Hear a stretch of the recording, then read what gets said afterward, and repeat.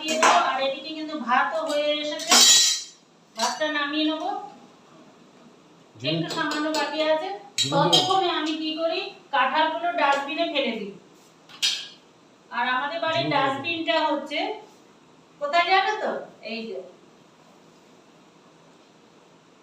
যা কিছু ফেলার হয় এই ডাস্টবিনটার মধ্যে ফেলা যায়, নাহলে পড়েই থাকবে। এগুলো হতে হতে, আর কাঁঠালটা কিন্তু হেভি সুন্দর, যেরকম মিষ্টি সেরকম খাজা। কালকে এটা একজন দিয়েছে।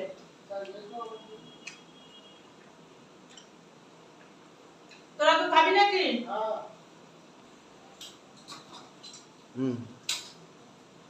অর্ধেক কাঁঠাল খেতে খেতে এবার ভাতটা উপর দিয়ে নিই, ভাতটা হয়ে গেছে, নাহলে গলে যাবে। এবার মাংস দিয়ে ভাত একদম ঝুরো ঝুরো সলা সলা খেতে হবে। তো বন্ধুরা, তোমাদের কেমন লাগলো আমার ভিডিওটা অবশ্যই কমেন্ট করে জানাবে। আর কি কার কি মত আছে সেটাও কিন্তু জানাবে, আমি কিন্তু সবারটাই রিপ্লাই করে থাকি। তো চলো, আবার দেখা হচ্ছে, টাটা।